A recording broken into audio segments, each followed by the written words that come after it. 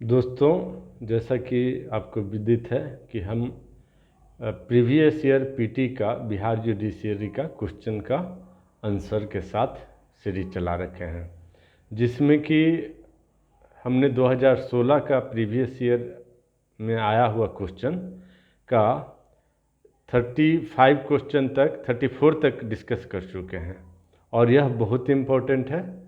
मेरा रिकमेंडेशन है कि पिछला 8-10 साल का यदि क्वेश्चन देख लिया जाए तो पीटी का उसी से आता है और उससे आगे आपको देखने की ज़रूरत नहीं। उसना में आपको पासिंग मार्क्स आ जाएगा यदि उसका अच्छे से आप एनालिसिस कर लिए तो उसी के इर्द गिर्द क्वेश्चन आएंगे, उससे बाहर नहीं आएंगे। तो अभी देखते हैं क्वेश्चन 35। इसमें कहता है new India and commonwealth newspaper were से एसोसिएटेड विथ। तो ये इसका संपादक थे अनी बेसेंट। तो अनी बेसेंट थे। इसमें ऑप्शन है आर.सी. दत्त, महात्मा गांधी, राजा राम मोहन राय, एनी बेसेंट। तो डी इसका आंसर होगा, एनी बेसेंट। उसके बाद क्वेश्चन 36 है, उसका क्वेश्चन कहता है ITCZ इज स्टैंड्स फॉर। तो आई है इंटर, टी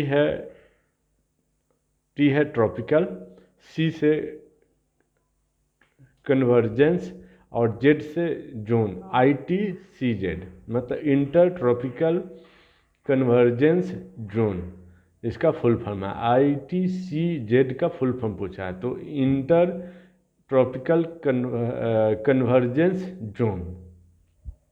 उसके बाद क्वेश्चन 37 है, जिसमें कहता है on which river the Rana Pratap Sagar dam is constructed. तो राणा प्रताप सागर डैम है वह चंबल रिवर पे है। यह एक बहुत बड़ा डैम है, मीन्स इंडिया का बहुत बड़ा डैम है। ये सबसे बड़ा डैम नहीं है लेकिन बहुत बड़ा डैम है। On which river the Rana Pratap Sagar dam is constructed. तो यह है चंबल नदी के किनारे, जो कि चंबल नदी कहाँ है, तो चंबल नदी उत्तर प्रदेश में है और कुछ हिस्सा इसका मध्य प्रदेश में है। तो वहाँ पर ये डैम है।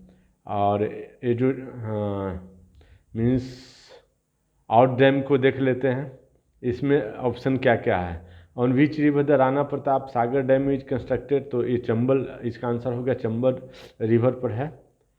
दूसरा कि ये घाघरा रिवर भी ऑप्शन में है, तो ये नहीं है, लेकिन घाघरा जो डैम है, घाघरा डैम है, घाघरा नदी को सरयू रिवर भी कहते हैं। उसके बाद कोसी एक नदी है जिसमें कि तिब्बत से निकलता हुआ, नेपाल से होते हुए, कटिहार से होते हुए और मीन्स गंगा में मिल करके यह वेस्ट बंगाल होते हुए बांग्लादेश में चला जाता है, कोसी नदी।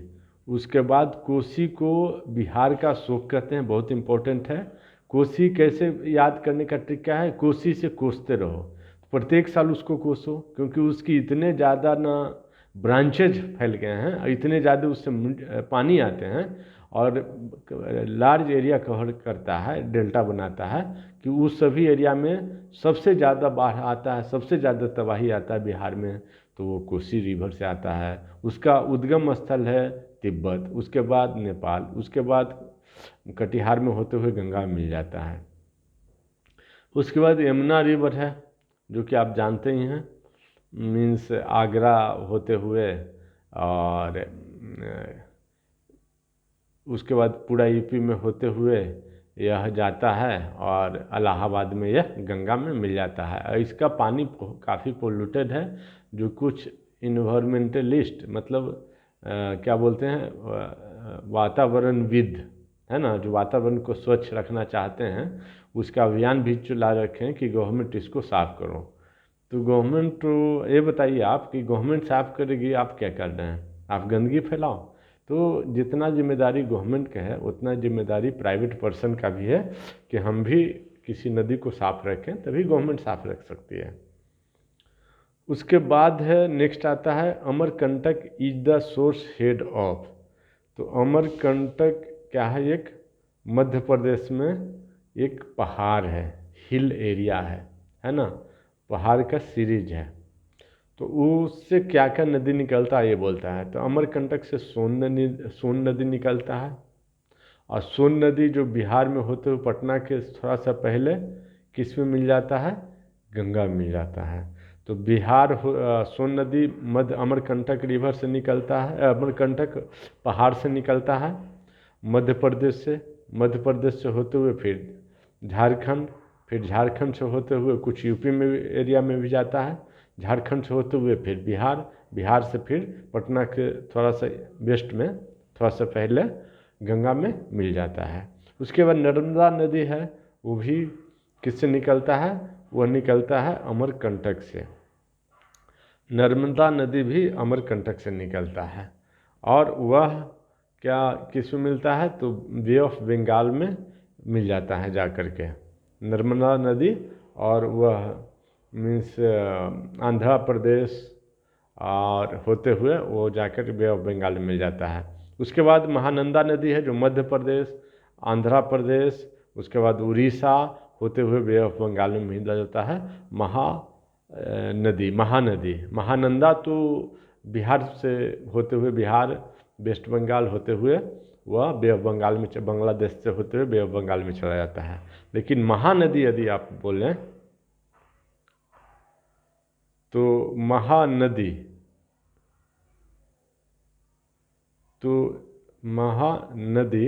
ये जो है अमरकंटक पर्वत से निकलता है, मध्य प्रदेश मीन्स आंध्र प्रदेश, उड़ीसा होते हुए बे ऑफ बंगाल में चला जाता है।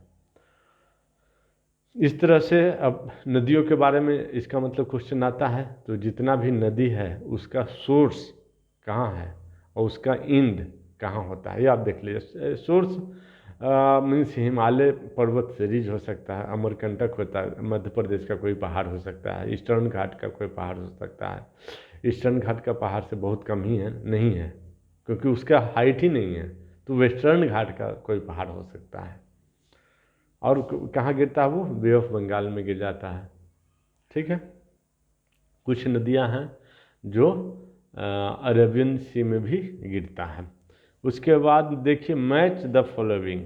भूतिया मीन्स ये जनजाति है, ट्राइबल कम्युनिटी है, और इसको कहाँ पाया जाता है ये मैच करना है। तो देखिए भूतिया जनजाति जो है पाया जाता है उत्तराखंड में। उसके बाद गुज्जर है, गुज्जर जनजाति पाया जाता है कश्मीर में। उसके बाद गड्डी है, गड्डी जनजाति पाया जाता है हिमाचल प्रदेश में। उसके बाद डाफला है, डाफला ट्राइबल कम्युनिटी पाया जाता है अरुणाचल प्रदेश में। फिर से एक बार इसको देखते हैं, भूटिया ट्राइबल जो कहाँ पाया जाता है, तो उत्तराखंड में भूटिया पाया जाता है। गुज्जर पाया जाता है कश्मीर में। गड्डी पाया जाता है, ट्राइबल कम्युनिटी पाया जाता है हिमाचल प्रदेश में। और डाफला ट्राइबल कम्युनिटी पाया जाता है अरुणाचल प्रदेश में।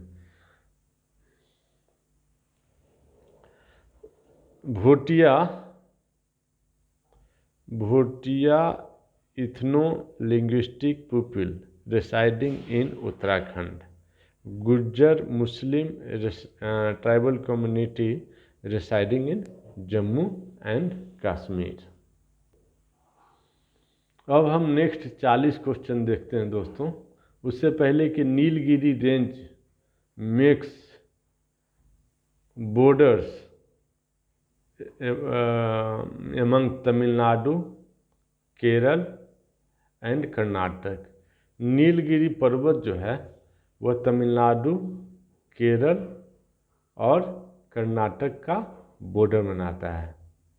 ठीक है, नीलगिरी में क्या है, सबसे सुंदर हिल स्टेशन इंडिया का है ऊटी। उसको मैं आपको रिकमेंड करता हूँ कि वहाँ ज़रूर जाइए, बहुत सुंदर है, बहुत साफ़ सफाई रहता है। आजकल तो मोदी जी अभियान छेड़ दें कि पूरे इंडिया में साफ़ सफाई रहे, लेकिन फिर भी उसका तुलना नहीं कर सकते हैं किसी और दूसरी जगह का। उसमें पहले से बहुत साफ़ सफाई है, ग्रीनरी है, और उसमें मीटर गेज ट्रेन चलता है, बहुत छोटा सा, 1 मीटर के चौड़ाई पर पटरी पे दौड़ता है, पहाड़ पे कैसे चढ़ जाता है स्टीम इंजन है, उसको आप देख सकते हैं, उसका राइड का आप मज़ा ले सकते हैं।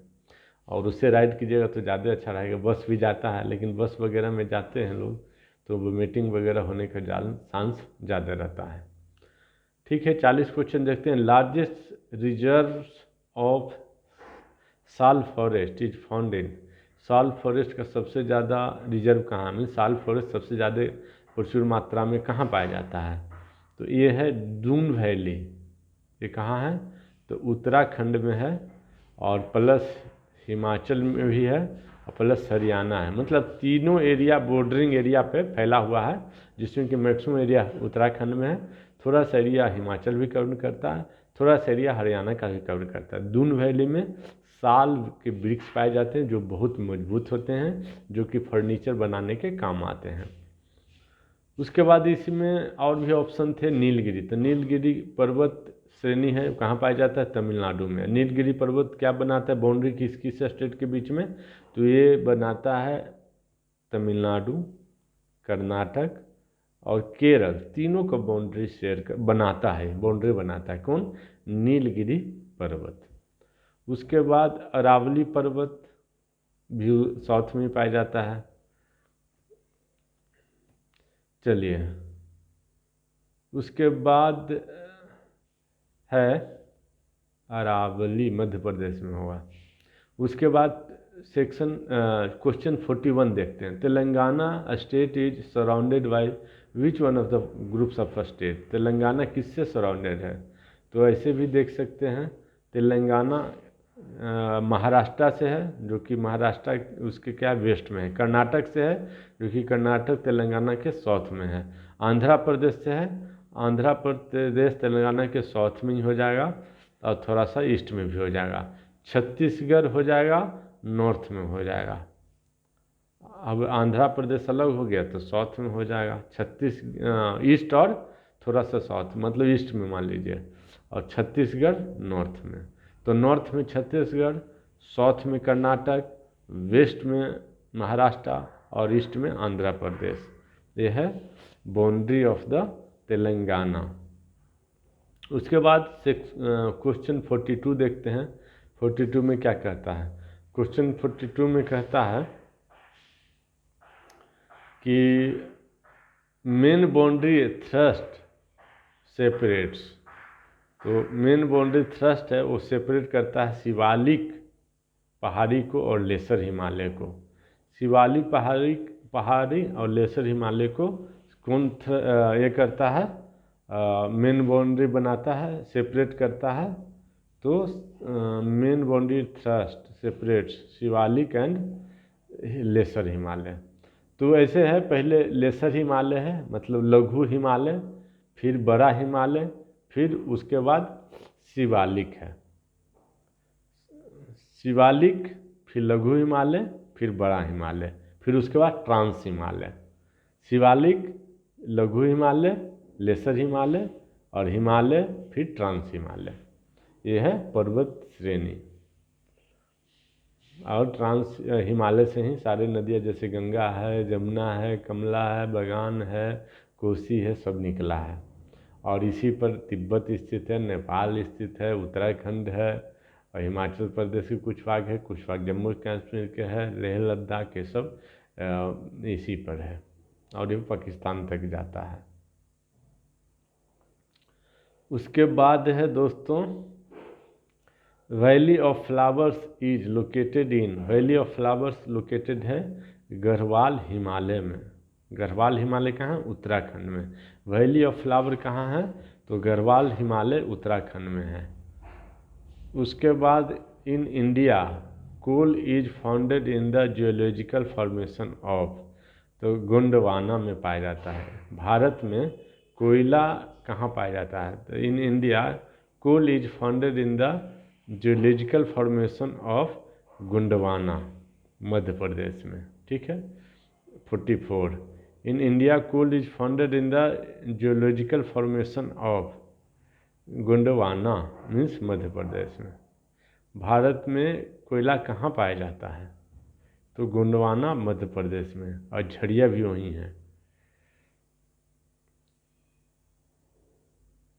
इसके अलावा कोयला और कहाँ कहाँ पाया जाता है, तो कोयला बोलता है महाराष्ट्र में भी है, तेलंगाना में भी है, आंध्र प्रदेश में, उड़ीसा में, वेस्ट बंगाल, बिहार, एमपी में है।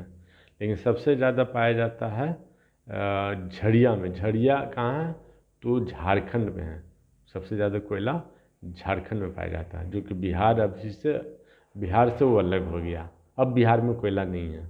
बिहार का पार्ट था तो कोयला बिहार में था, लेकिन झारखंड अब अलग हो गया तो झड़िया में है कोयला, अब बिहार में नहीं है। उसके बाद Rohtang pass connect the valley of Kullu and Spiti. Rohtang pass किस दो वैली को कनेक्ट करते हैं? तो दो वैली से गुजरते हैं रोहतांग पास, मतलब दो ऊपर का चोटी हो, उसके बीच जो समतल स्थल हो, रास्ता हो, उसको पास बोलते हैं। पास मतलब दर्रा। तो रोहतांग दर्रा कहाँ है? किन दो पहाड़ों के बीच में है? ऐसे दो पहाड़ रहेगा, उनके बीच में ऐसे रास्ता रहेगा, तो वो है रोहतांग पास है, जो कुल्लू एक पहाड़ है और स्पीति एक पहाड़ है, हिमाचल प्रदेश में है। तो उस वहाँ पर स्थित है रोहतांग पास।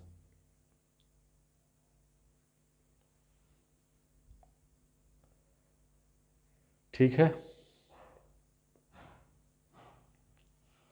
उसके बाद क्वेश्चन 46 कहता है the basic reason of winter rainfall in north western part of India is. North है ना, और वेस्टर्न पार्ट ऑफ इंडिया, जैसे उत्तर प्रदेश है ना, हो गया, हरियाणा हो गया, पंजाब हो गया, हिमाचल हो गया, और आप ले सकते हैं जम्मू कश्मीर भी ले सकते हैं, राजस्थान हो गया, मध्य प्रदेश हो गया।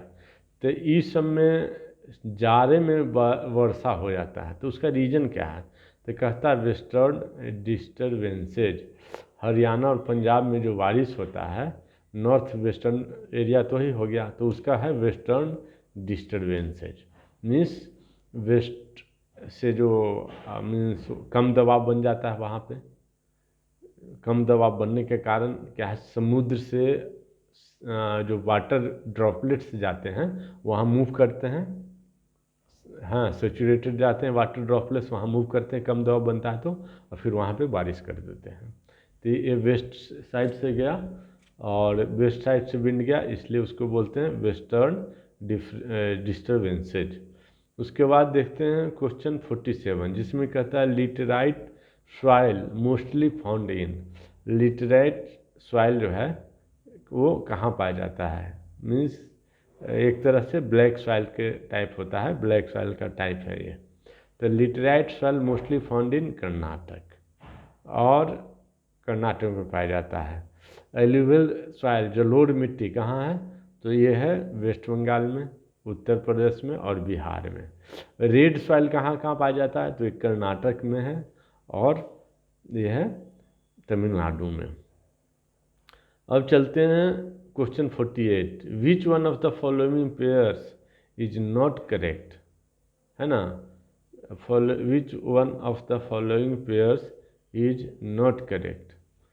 तो भाखड़ा नागल डैम सतलज नदी पे है, जो कि हिमाचल प्रदेश में पाया जाता है, तो यह करेक्ट है।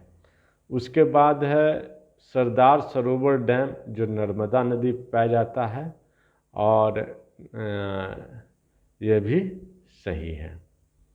उसके बाद है हीराकुंडा डैम महानदी पे पाया जाता है, हीराकुंडा, जो कि उड़ीसा में है, और यही सही है। उसके बाद नागार्जुन सागर डैम, यह नागार्जुन सागर डैम जो है गोदावरी नदी पे नहीं है, गोदावरी नदी पे नहीं है, और यह एक गलत है। तो भाखड़ा नागल डैम जो सतलज नदी पर पाया जाता है वह हिमाचल प्रदेश में है। सरदार सरोवर डैम नर्मदा नदी पर पाया जाता है, और नागार्जुन सागर डैम जो है वह कृष्णा नदी पे, गोदावरी नदी पे नहीं है, आंध्र प्रदेश में पाया जाता है। हीराकुंडा डैम महानंदा नदी पे उड़ीसा में है, पाया जाता है। और जो नागार्जुन सागर डैम है, जो कि कृष्णा नदी पर पाया जाता है, जो कि आंध्र प्रदेश में है, और यह it is the world largest and tallest dam, है ना।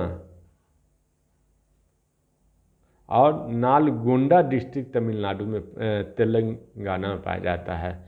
कौन सा? तो नागार्जुन सागर डैम विश्व का सबसे बड़ा यह डैम है। डैम से क्या होता है?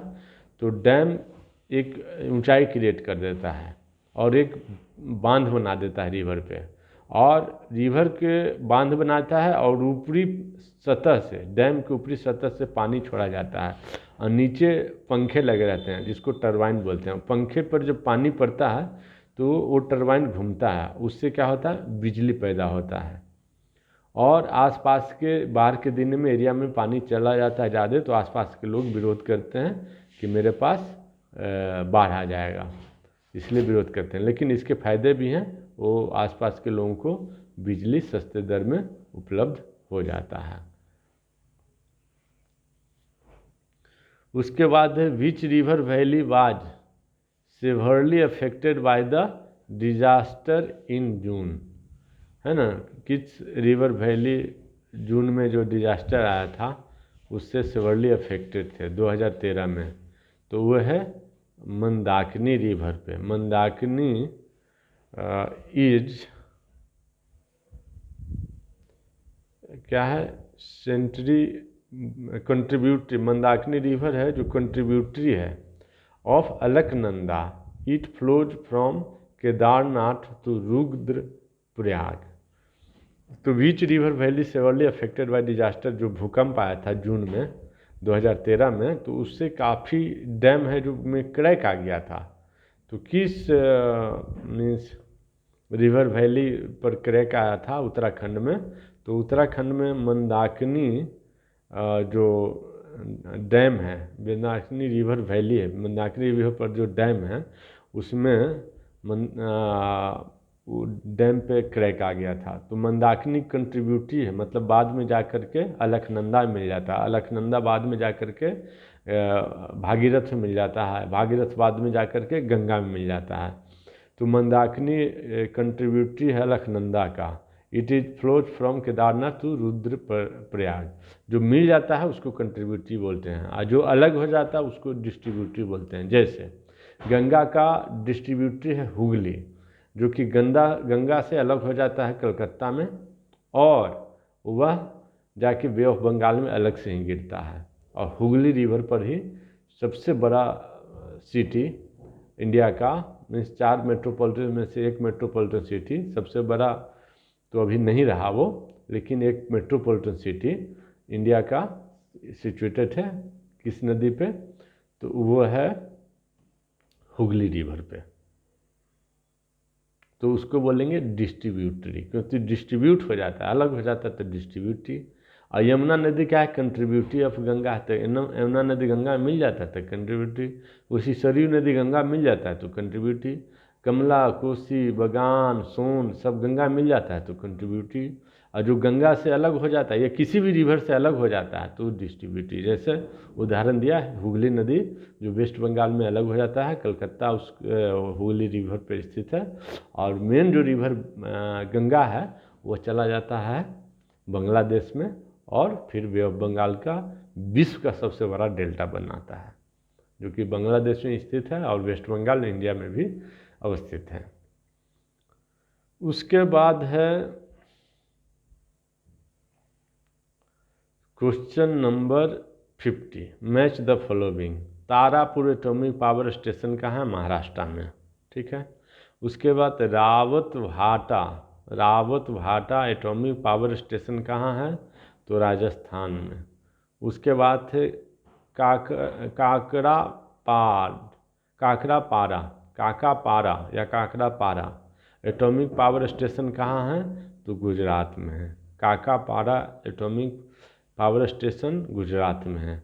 उसके बाद कैगा एटॉमिक पावर स्टेशन कहाँ है? तो कर्नाटक में है। और यह बार बार पूछे जाते हैं, इसलिए इसको दोस्तों आपको रट लेना है। क्या बोलता है कि तारापुर एटॉमिक पावर स्टेशन कहाँ है? महाराष्ट्र में है। रास्ते में आते हैं ट्रेन से तो मिलता है। उसके बाद रावत भाटा एटॉमिक पावर स्टेशन कहाँ है?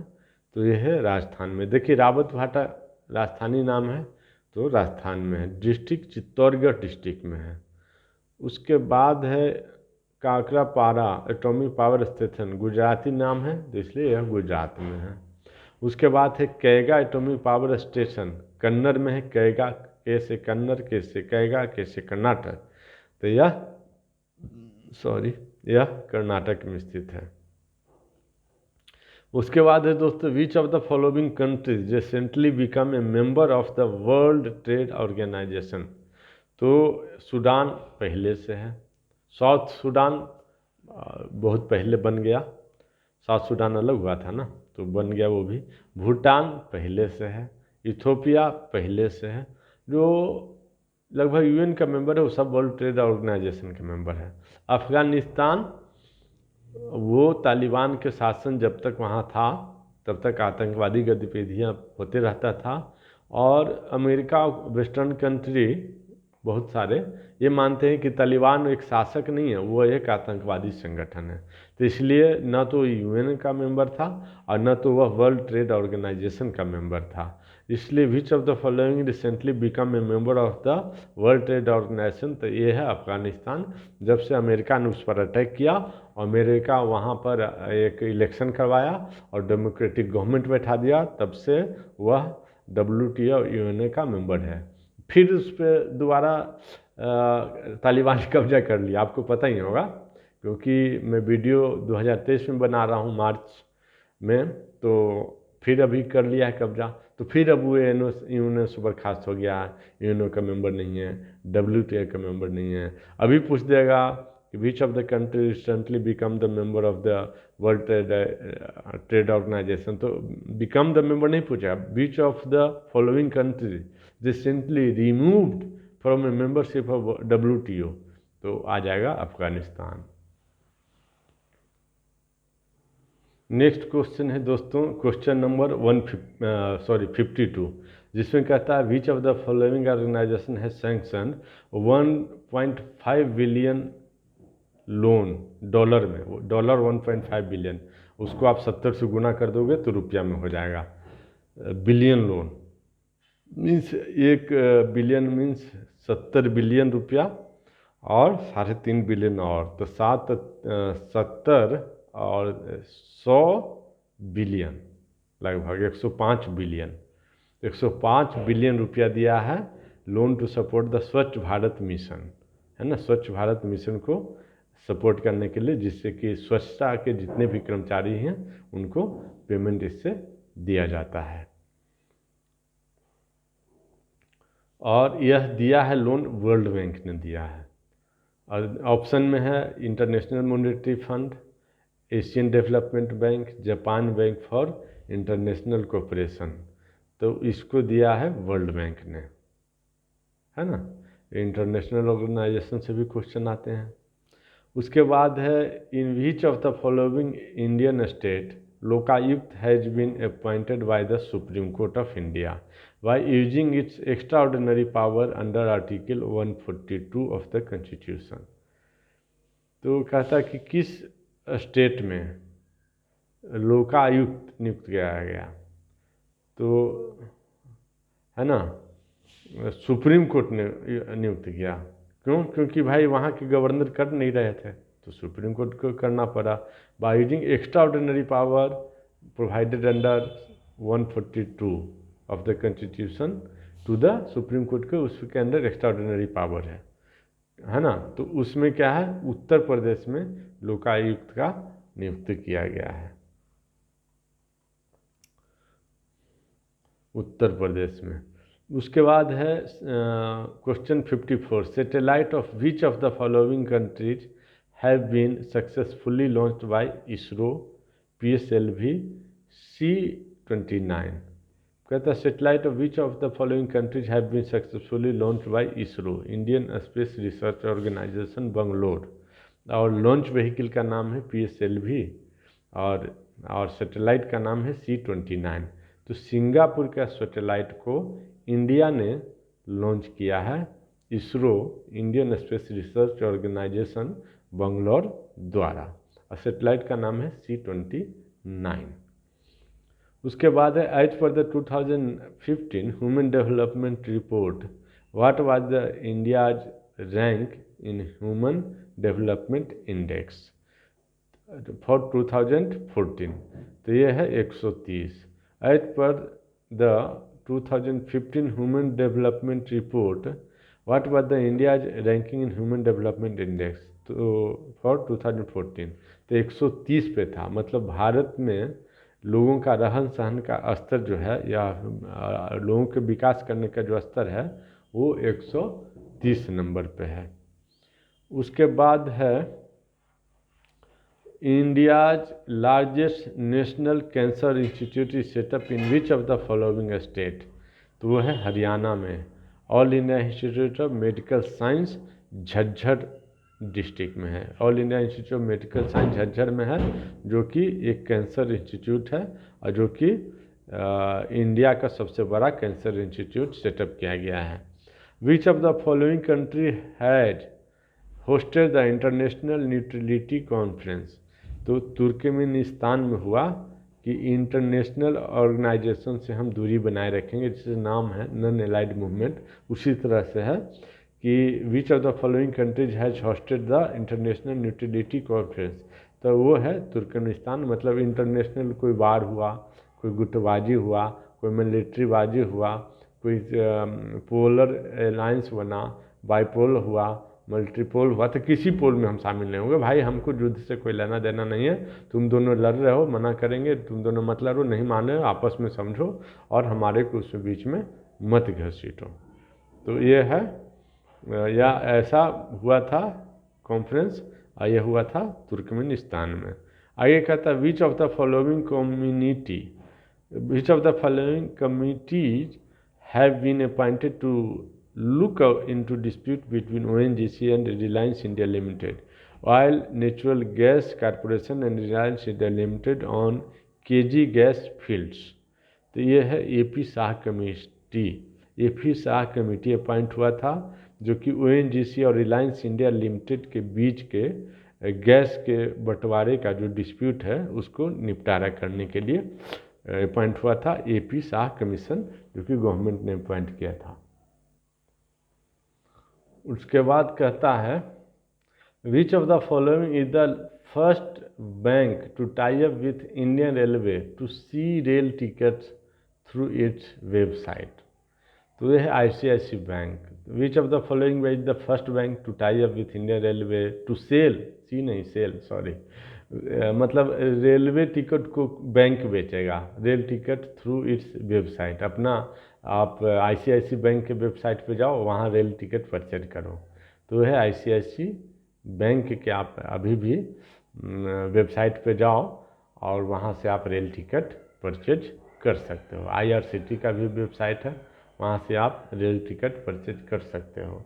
और एक और है IRCT टाइप ही है, वहाँ से भी आप रेल टिकट परचेज करते हो। उसके बाद which of the following bank is the world's largest bank by assets? सबसे ज़्यादा जो संपत्ति है, सबसे ज़्यादा चल अचल संपत्ति असेट्स है, वो किस बैंक के पास है? तो है industrial and commercial bank of China, ICBC।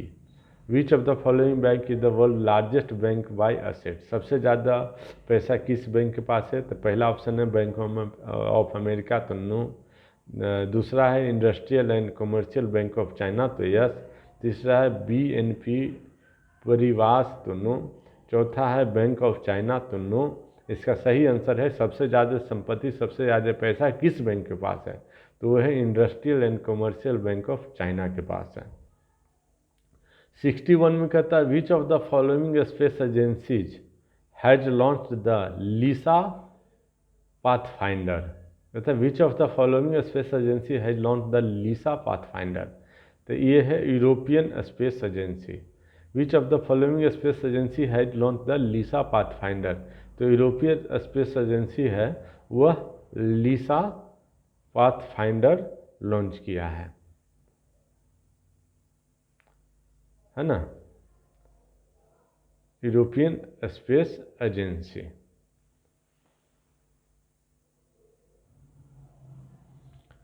Next है दोस्तों क्वेश्चन नंबर 62, इसमें कहता है कि the new parliament building of which of the following countries is built by India. तो अफगानिस्तान का है, लेकिन अभी उस पर कंस्ट्रक्शन पर रोक है, क्योंकि आप जानते हैं कि फिर से तालिबान ने कब्जा कर लिया। ये कब हुआ था? पार्लियामेंट की बिल्डिंग बनाया था जब अमेरिका उस पर अटैक किया, उस पर कब्जा कर लिया। उसके बाद वहाँ पर डेमोक्रेटिक इलेक्शन करवाया, लोकतांत्रिक इलेक्शन द्वारा वहाँ के गवर्नमेंट स्थापित किया, और पार्लियामेंट को बोला इंडिया को कि आप बना सकते हो तो बनाओ। तो इंडिया ने बोला ठीक है, हम इसको क्या करते हैं, इसकी पार्लियामेंट को बना देते हैं। तो which of the parliament building the new parliament building of which of the following country is built by India. तो ये था अफगानिस्तान के द्वारा। Which of the following committees suggested initiative on revisiting and revitalising PPP model. तो है Vijay Kelkar committee. Which of the following committee suggested the PPP public private partnership. Means मान लो कि एक रेलवे ले लो, तो आधा पैसा पब्लिक लगाएगी, IPO ऑफर किया जाएगा शेयर, उसके बाद आधा पैसा गवर्नमेंट लगाएगी 50%, और उसके बाद जो प्रॉफिट होगा आधा पब्लिक को जाएगा, आधा गवर्नमेंट को जाएगा। ये मॉडल से क्या होगा, देश में बहुत सारे प्रोजेक्ट बने, बहुत सारी कंपनियां खुलेंगी, बहुत सारे विकास होगा, और बहुत सारे नौकरी भी मिलेगा, विकास भी होगा, नौकरी भी मिलेगा, पैसे का सर्कुलेशन होगा, पैसे का सर्कुलेशन होगा, तब भी आप विकसित देश बन सकते हो। तो ये अच्छा था। तो वही कहता है which of the following committee, कौन कमेटी था जो सजेस्ट किया कि initiatives on visiting and revitalising, पुनर्जीवित करो PPP मॉडल। गाना भी है ना, PPP तो ही PPP 3 बार बोल दो, PPP public private partnership. Public मतलब गवर्नमेंट, प्राइवेट मतलब प्राइवेट, और वो दोनों मिल करके कोई भी काम करेंगे तो बोलते हैं पब्लिक प्राइवेट पार्टनरशिप। पब्लिक के पास जैसे पैसा है उसको कहीं इन्वेस्ट कर दो, अच्छा होगा। तो ये है विजय केलकर कमेटी ने सजेस्ट किया था PPP पब्लिक प्राइवेट पार्टनरशिप। इसका बहुत अच्छा बेनिफिट होता है और इसका असर भी बहुत अच्छा देखने को सामने आया है। नेक्स्ट क्वेश्चन है क्वेश्चन नंबर 64, जिसमें कहता who among the following has been appointed as the new director general of national centre for good governance, है ना। National centre for good governance का न्यू डायरेक्टर जनरल कौन अपॉइंट किए गए हैं? तो ज्ञानेंद्र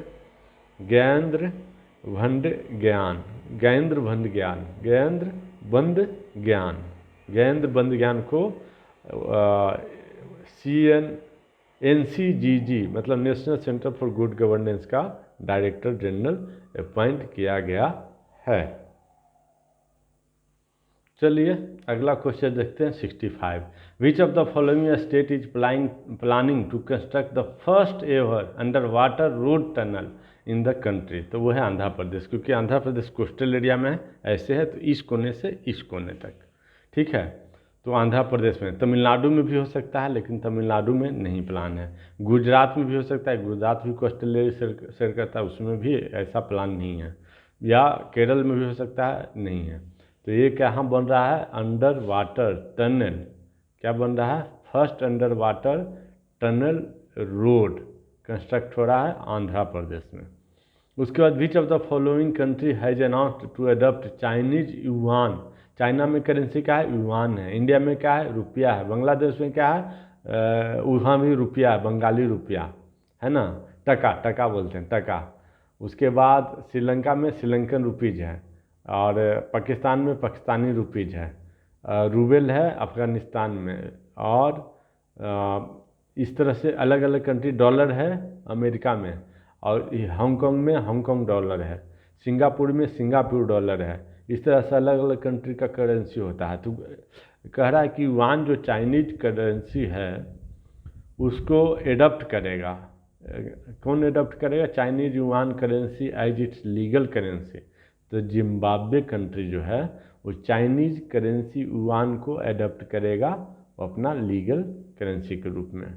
उसके बाद आगे कहता है कि Salman dam project is being under construction in which of the following countries?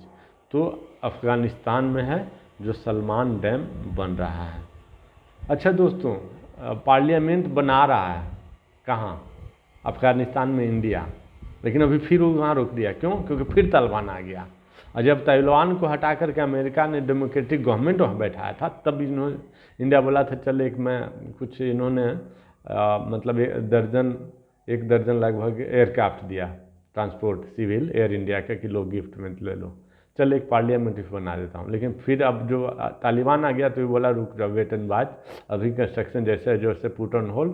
और सारे वहाँ के आगे भाग के आगे लेबर वर्कर सब वगैरह बोला कि अब मैं वहाँ नहीं जाऊँगा, तो बोला अभी रुक जाओ, 1-2 साल बाद जब शांति हो जाएगा तब देखते हैं। तो कहता है which of the following countries has announced to adopt Chinese yuan as its legal currency. तो ये है जिम्बाब्वे, जो चाइनीज युआन को लीगल करेंसी अपने देश में भी चलाएगा। उसके बाद है Salma dam project is being under construction in which of the following country. तो अफगानिस्तान में सलमान डैम बन रहा है। उसके बाद which of the following countries has launched DAMPE satellite, DAMPE, DAMPE satellite, DAMPE satellite किस कंट्री द्वारा लॉन्च किया जा रहा है? तो ये है चाइना द्वारा। उसके बाद है which of the following countries has approved world's first dengue vaccine. कहते हैं which of the following countries has approved world first dengue vaccine. तो मैक्सिको ने डेंगू का भी वैक्सीन बनाया है, ठीक है। उसके बाद which of the following American university है launch the APJ Abdul Kalam fellowship, मतलब scholarship for the Indian student. Indian student को अमेरिकन यूनिवर्सिटी है वह देगा, क्या देगा? APJ अब्दुल कलाम स्कॉलरशिप देगा। तो कौन चलाया है अमेरिका में? तो Harvard university, no. University of south Florida, तो यस। यूनिवर्सिटी ऑफ कैलिफोर्निया, तो नो। यूनिवर्सिटी ऑफ शिकागो, तो नो। ऑक्सफोर्ड यूनिवर्सिटी तो वहाँ है ही नहीं। ऑक्सफोर्ड यूनिवर्सिटी कहाँ है? कैम्ब्रिज यूनिवर्सिटी कहाँ है? ये दोनों इंग्लैंड में है। तो हार्वर्ड यूनिवर्सिटी सबसे बड़ा यूनिवर्सिटी जिसने नहीं चला। यूनिवर्सिटी ऑफ साउथ फ्लोरिडा ये फ्री में APJ अब्दुल कलाम स्कॉलरशिप देगा इंडियन स्टूडेंट को, है ना, in the memory of the our beloved president, महामहिम भूतपूर्व जो भी है, अभी लेट हो गया, डॉक्टर APJ अब्दुल कलाम के स्मृति में अमेरिका के यूनिवर्सिटी ऑफ साउथ फ्लोरिडा ने ये अच्छा काम, शुभ काम किया है। क्या देगा वो? APJ अब्दुल कलाम स्कॉलरशिप देगा इंडियन स्टूडेंट को। उसके बाद क्वेश्चन चलते हैं 71, विच of the following acids does not contain oxygen.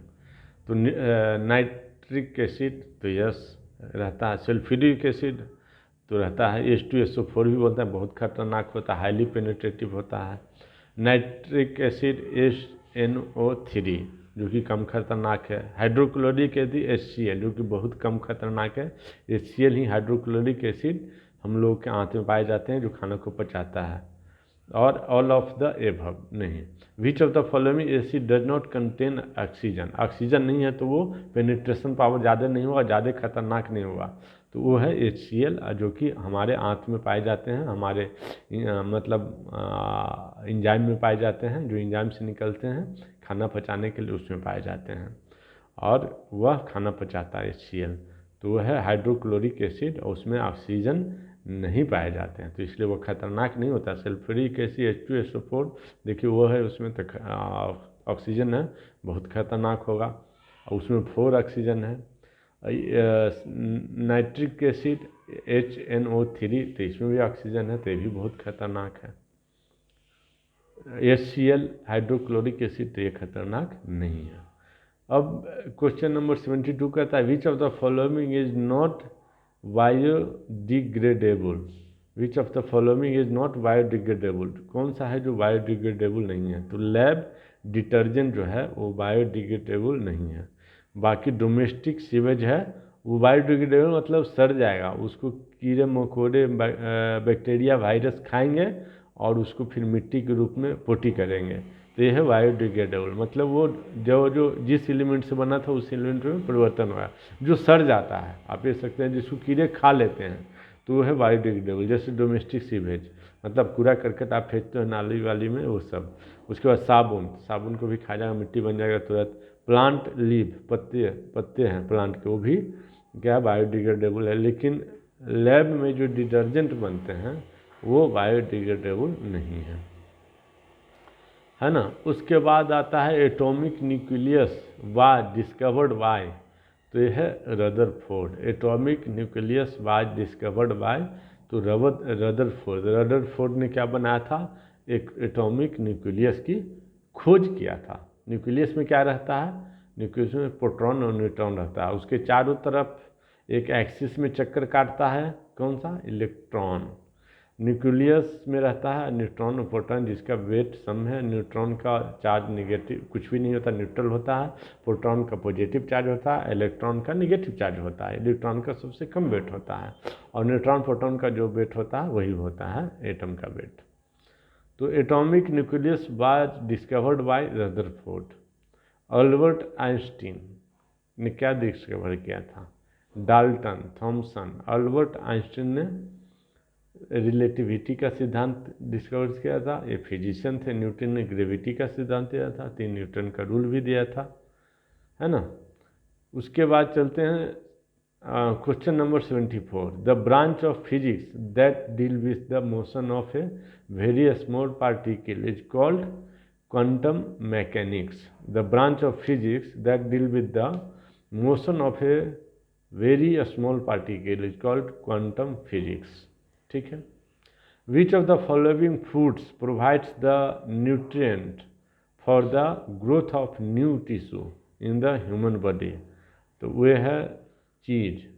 Which of the following fruits provide the nutrient for the growth of the new tissue in the human body, तो चीज आप खाते होंगे, बटर जैसा होता है, फ्रूट उसमें रहता है, लेकिन कहता है growth of the new tissue को कौन ग्रोथ देता है, तो चीज़ देता है, फ्रूट नहीं देता, विटामिन वगैरह दे सकता है, वेजिटेबल नहीं देता है, स्वीट नहीं देता है, एक क्या देता है, चीज़ देता है।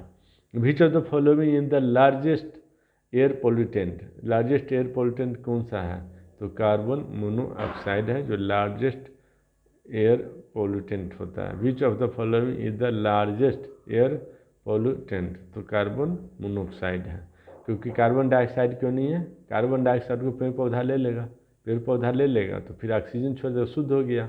तो कार्बन डाइऑक्साइड से ज़्यादा पोल्यूशन नहीं होता है, लेकिन कार्बन मोनोऑक्साइड वो तो जस्ट के तो सुसु पेड़ पौधा ले ही नहीं रहा है सांस के रूप में, तो वो क्या होगा, इनहेल नहीं कर रहा पेड़ पौधा और प्योरीफाई करके ऑक्सीजन नहीं दे रहा, तो वातावरण में रहेगा तो हानिकारक होता है। तो कार्बन मोनोऑक्साइड ही है जो पोल्यूटेंट है, मेन पोल्यूटेंट है, largest air pollutant of the world है कार्बन मोनोऑक्साइड। सल्फर डाइऑक्साइड वो भी है लेकिन नहीं, मतलब वर्ल्ड का सबसे बड़ा नहीं है।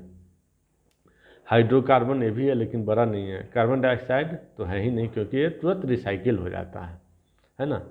अब कार्बन मोनोऑक्साइड जो है कलरलेस है, ऑर्डरलेस है, टेस्टलेस है, टॉक्सिक है मतलब जहरीला है, एयर पोल्यूटेंट फ्रॉम व्हीकल से रिलीज होता है, ऑयल जलाओगे तब होता है, कोयला से होता है, कोयला को जलाओगे तब होता है, लकड़ी जलाओगे तब होता है।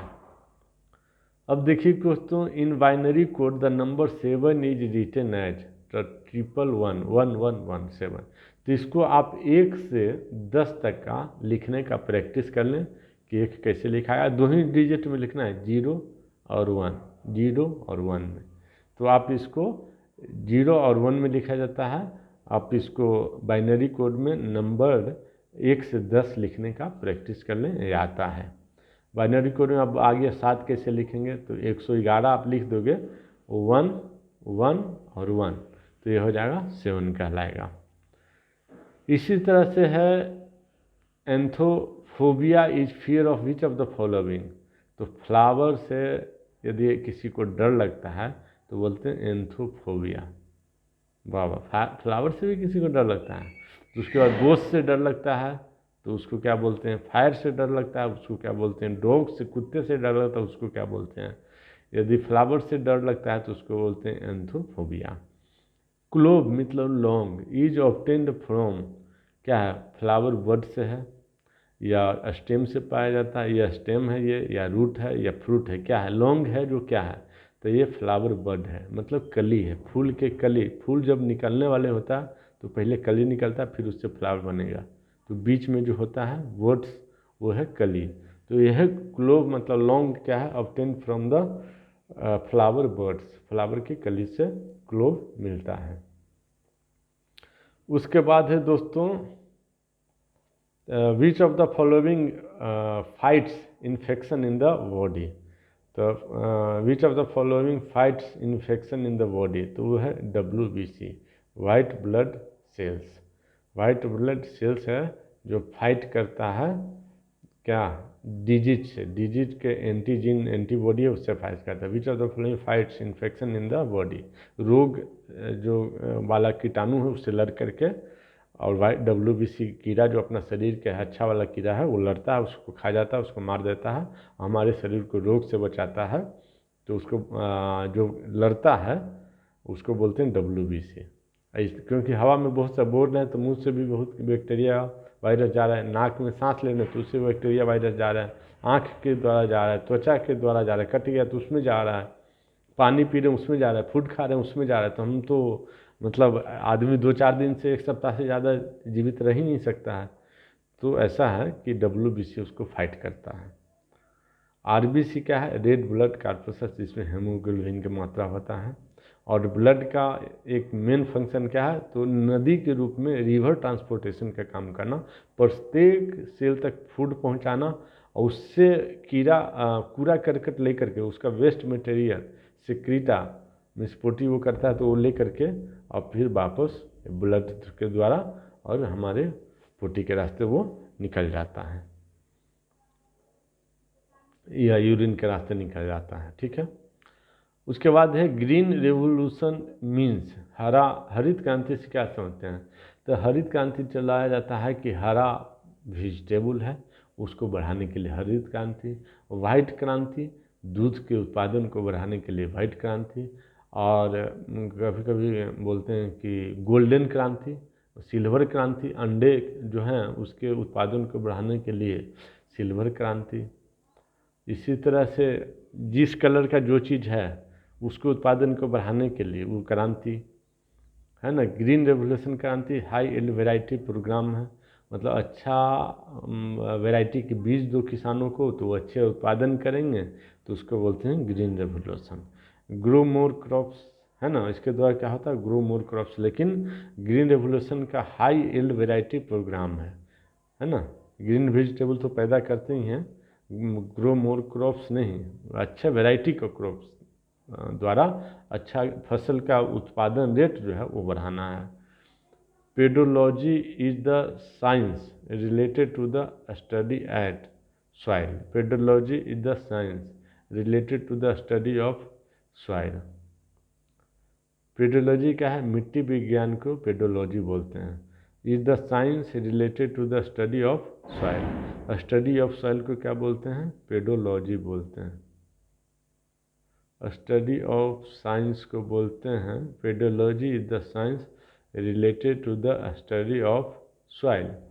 Pedology is the science related to the study of soil. Study of soil को क्या बोलते हैं, पेडोलॉजी बोलते हैं। अब क्वेश्चन नंबर है 83 जिसमें कि साइंस ही है। The unit of electrical resistance of conductor is. तो क्या है, इलेक्ट्रिकल रेजिस्टेंस का रेजिस्टेंस यानी सीधा सीधी किससे मापा जाता है, तो ओम से। वोल्ट से क्या मापते हैं, तो पोटेंशियल डिफरेंस।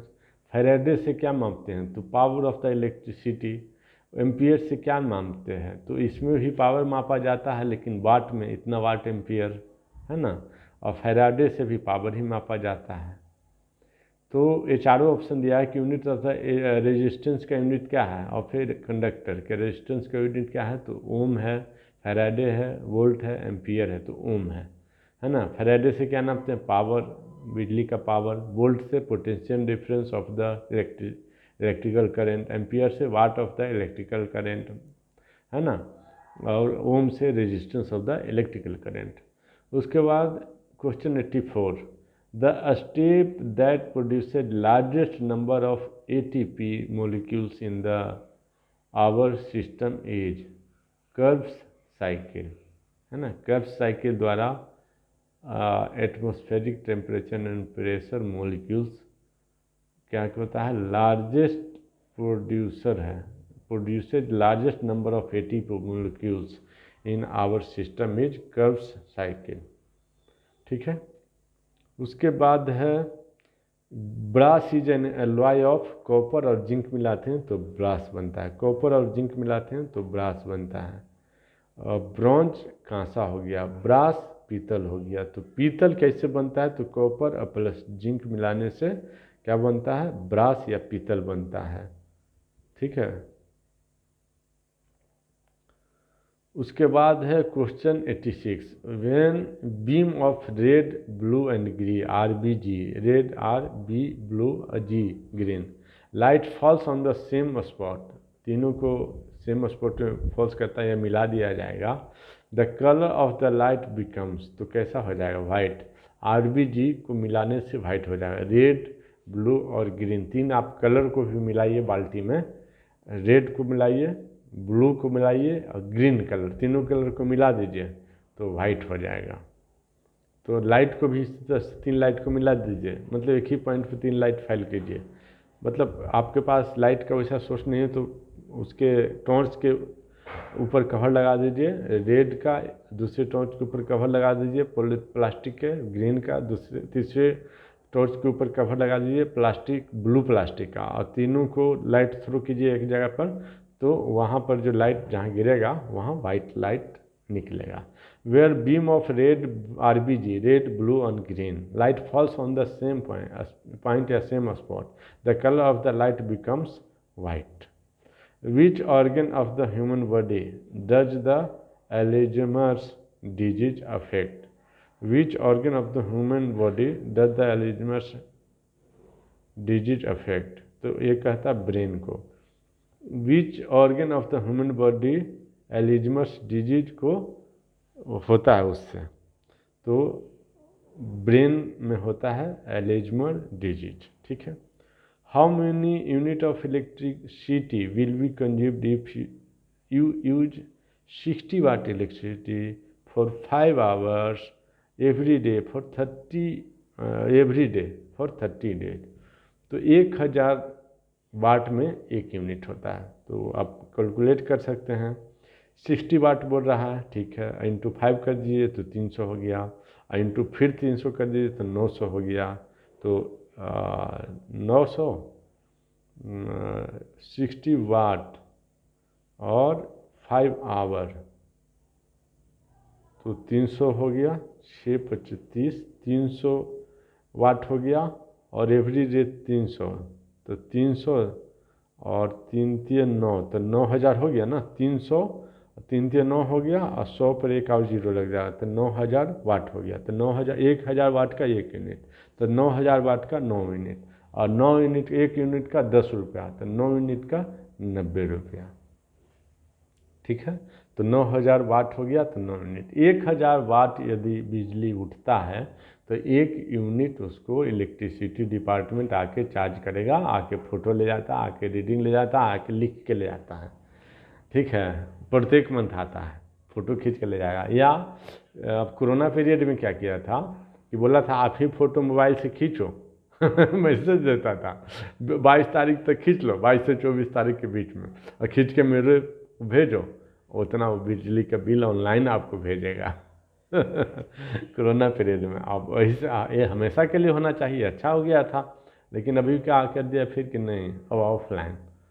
क्यों? क्योंकि उनकी नौकरी जाएगी, जॉब जाएगी, घोटाला करने में उनको नहीं मजा होगा, इसलिए अभी फिर ऑफलाइन शुरू कर दिया।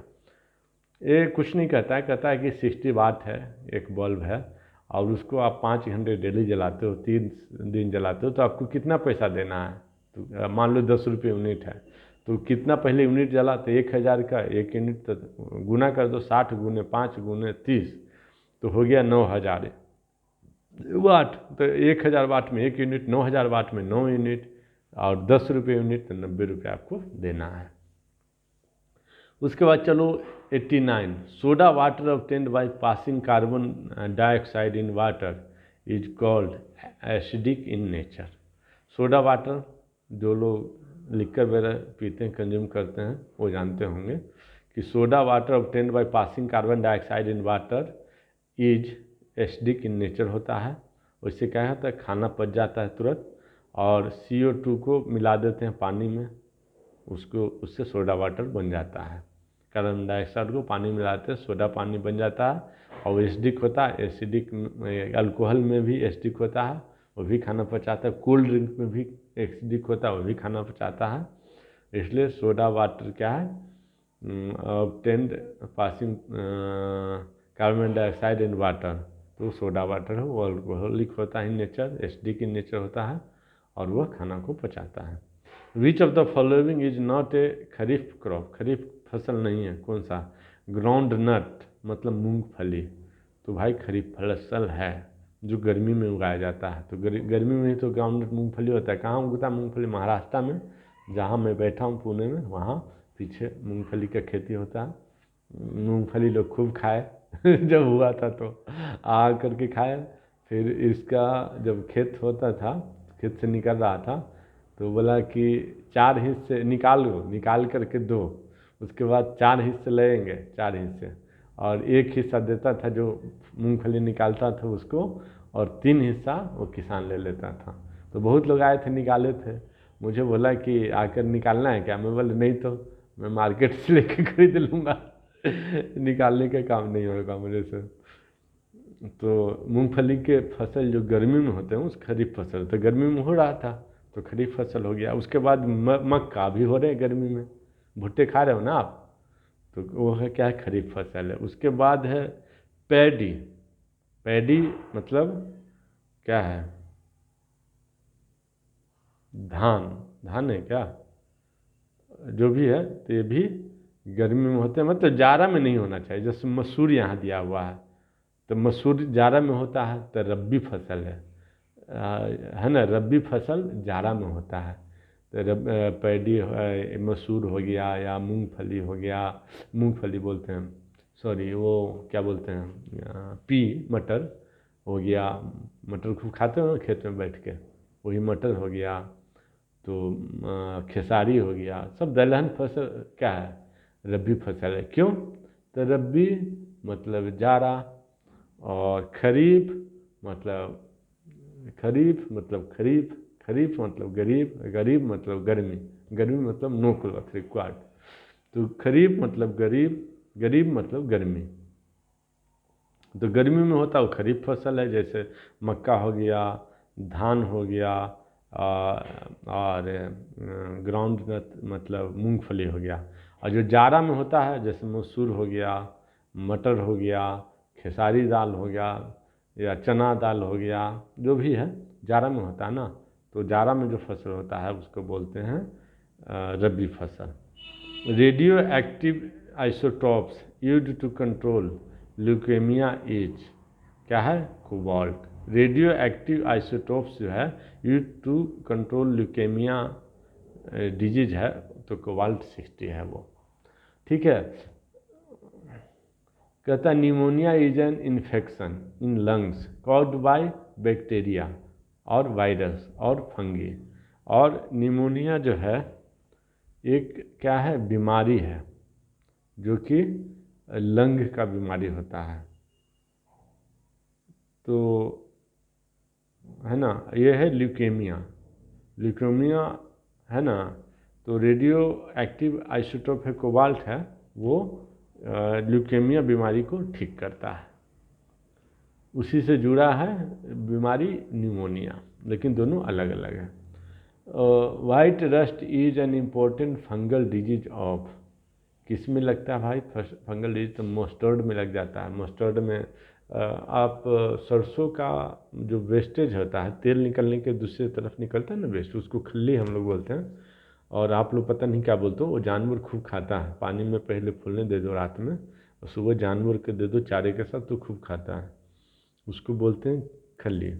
और देखोगे कि आप जब रेनी सीजन है तो उसमें फफूंद लग गया है, मीन्स फंगस लग गया है, तो वही हो रहा है। Which rust is important fungal disease of, fungal किस में लगता है, तो मस्टर्ड में तो लग जाता है, तो यहाँ मस्टर्ड कर दो ठीक। दूसरा आगे पढ़ो, गेहूँ में लगता है क्या, नहीं लगता है, वो तो ऐसे सूखा भूसा वगैरह में कोठी में हम लोग रखते हैं। राइस में लगता है क्या, नहीं लगता है। बाजरे में लगता है क्या, नहीं लगता है।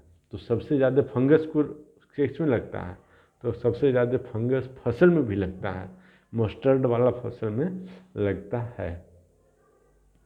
उसके आगे कहता है liver fluke lives in the वाइल्ड डक्ट ऑफ, लीवर फ्लूक जो है लिव्स इन द वाइल्ड डक्ट ऑफ किस में रहता है, तो डी है, सीप भेड़ में रहता है।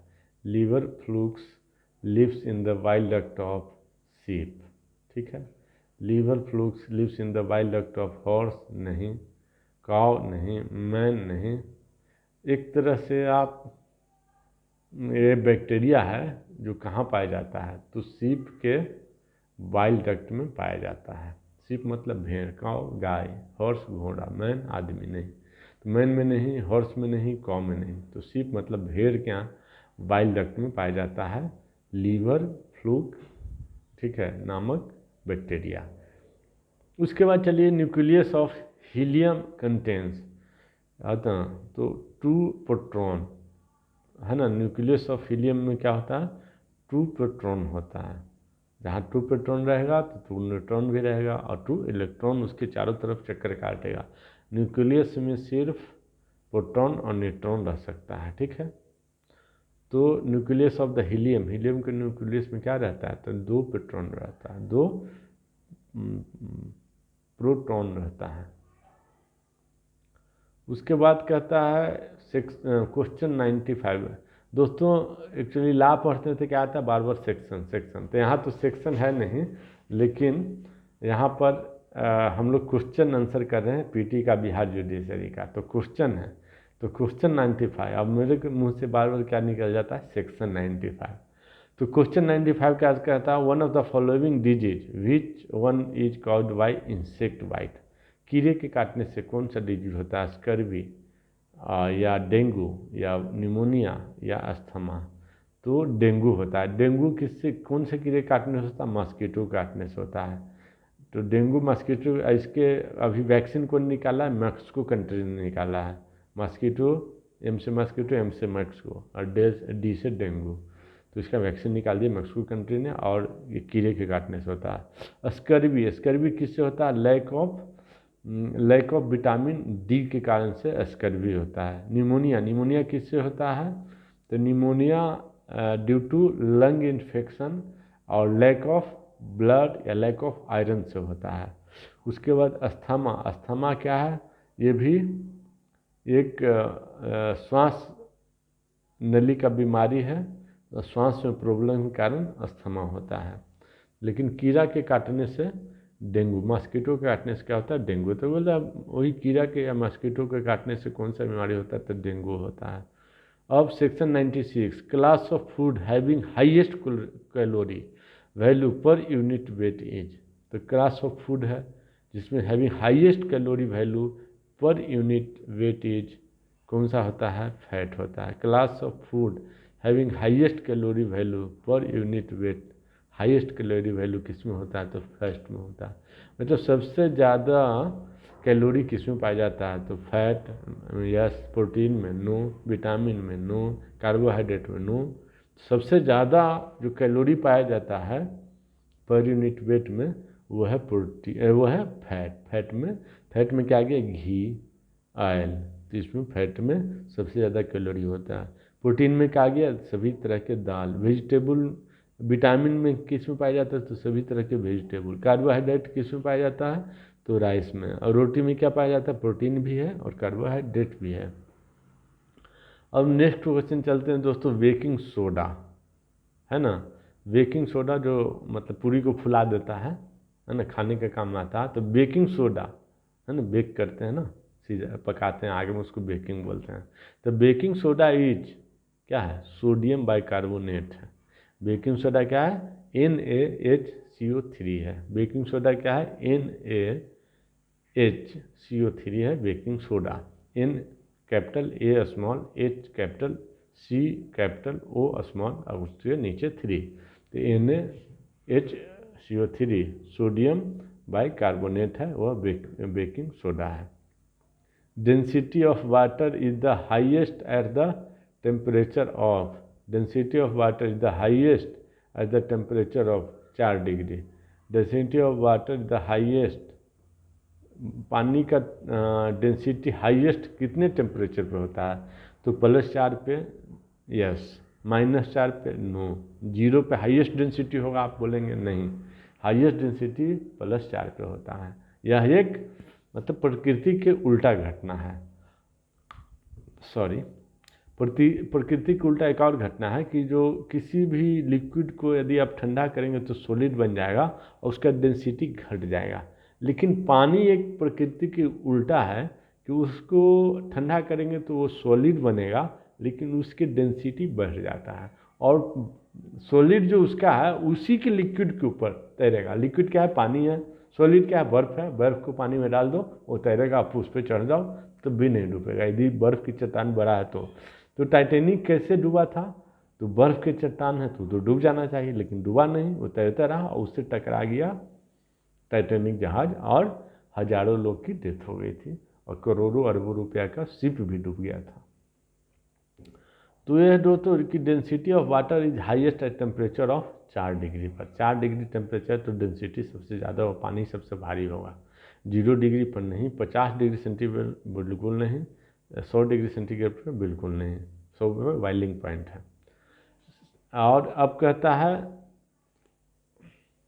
99, question 99, which of the following organs while is stored, in which of the following organ while is stored, while मतलब पित्त है ना, विच of the following organs while is stored, कौन सा ऑर्गन में वाइल स्टोर होता है? तो गॉल ब्लाडर में। गॉल ब्लाडर में क्या होता है? वाइल पित्त निकलता है। पित्त क्या करता है? पित्त है जो खाना को पचाता है ना, गॉल ब्लाडर में पाया जाता है।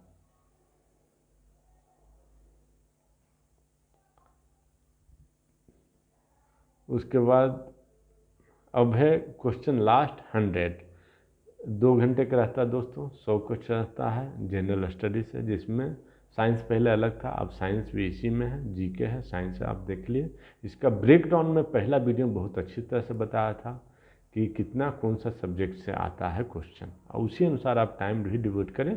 अब मेरा प्रीवियस ईयर का क्वेश्चन का सीरीज चला रखा हूँ, इसको आप ज़रूर एक बार देखें, 1 बार 2 बार 3 बार देखें, आपको 80% इसी से मिल जाएगा और आपको कहीं दौड़ने भागने धूपने की ज़रूरत नहीं है। तो deficiency of which of the following vitamin causes the disease of slow blood clotting, तो ब्लड क्लोटिंग नहीं होगा किसके कमी से? विटामिन के की कमी से। विटामिन के क्या करता है? ब्लड क्लोटिंग करता है। विटामिन डी क्या करता है? बेरी या बोन का डिजीज नहीं होने देता है। विटामिन सी क्या करता है? स्कर्वी नामक बीमारी नहीं होने देता है। विटामिन ई क्या करता है? जो नपुंसकता नामक बीमारी है वो नहीं होने देता। तो ब्लड क्लॉटिंग किससे होता है? विटामिन के से। आज के लिए इतना ही दोस्तों। प्लीज़ दोस्तों आपसे रिक्वेस्ट है कि आप इस वीडियो को जरूर देखें, मेरा चैनल को जरूर सब्सक्राइब कर लें। मैं सारे प्रीवियस ईयर क्वेश्चन ला का इसके बाद डिस्कस करूँगा, फिर जीके का, फिर ला का, प्रत्येक साल का। Thank you.